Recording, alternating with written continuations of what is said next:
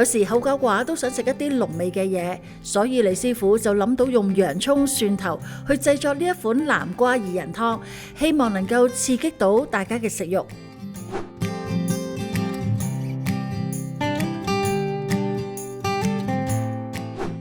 今集咧請嚟嘉賓咧就係李廚師啦，大家都叫阿 James 嘅，你好啊！你好，你好。嗱，咁啊 James 咧，佢不嬲煮開咧就西餐嘅。咁呢一集你會教我哋煮啲咩咧？今日介紹個南瓜薏仁湯，食材咧就有500嘅 ml 雞湯，400克南瓜肉，預先蒸熟咗佢，大約係8分鐘到啦。掂落去咧有少少腍嘅。咁另外咧就有椰菜花啦，100克啦，洋葱碎啦，50克啦，生薏仁就30克。生薏仁咧就隔早浸一浸佢，咁啊易煮啲，同埋咧有20克呢個蒜蓉，唔止蒜蓉喎，仲有好多喎。嗱呢啲咧就煮嗰陣時咧就有啲調味啦，就有砂糖啦、鹽啦同胡椒粉，咁呢啲都係適量啦，因為個個口味唔同。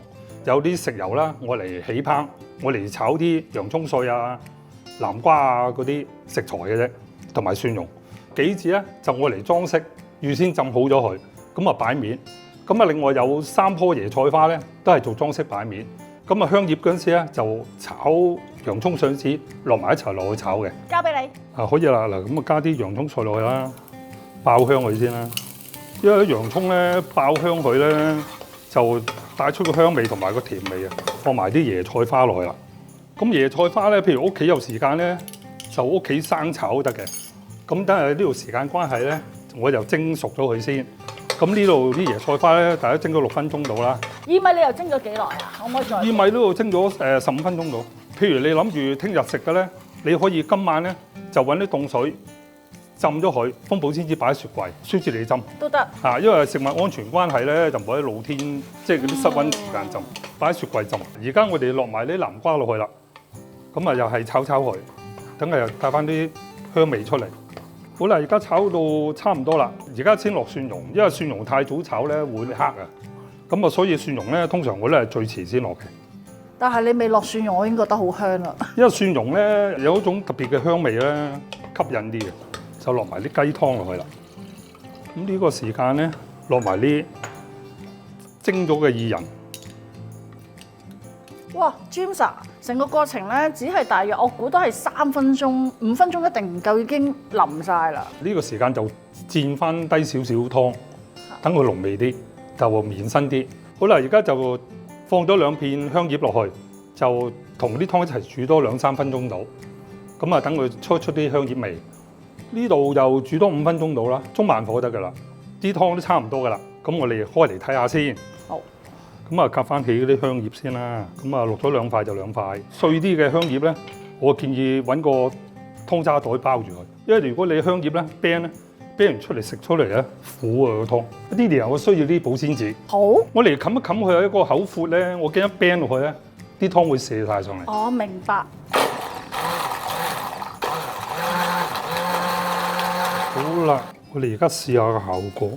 嗱，而家啤咗之後咧。咁嘅綿身就差唔多啦。咁啊啲湯渣咧，我哋又唔隔嘅，湯渣會食埋嘅。咁啊類似西餐嗰啲，你出邊食嗰啲白菌湯咧，咪有啲白菌粒啊，好綿嘅。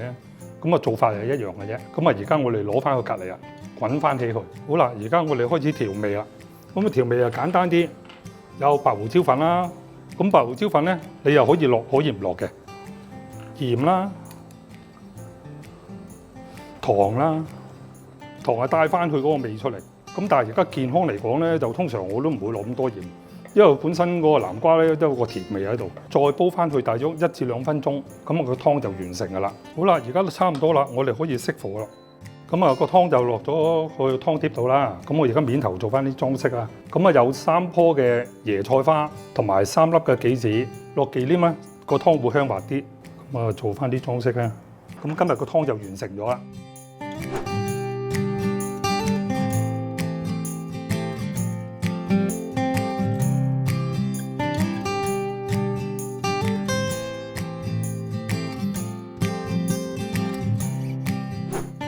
味道點啊？比我想象中咧個味道更加濃，可能頭先放咗啲紫洋葱啦，同埋蒜蓉落去。咁我平時覺得飲啲南瓜湯比較係清啲啊，係或者係冇咁濃烈嘅味。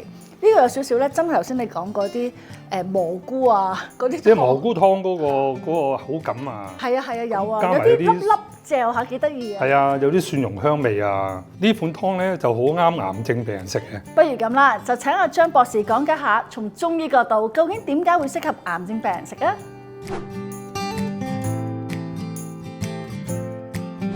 南瓜薏仁湯係由南瓜、生薏仁、枸杞子、洋葱、蒜頭組合而成。南瓜營養豐富，同埋含有粗纖維，有幫助腸道嘅健康。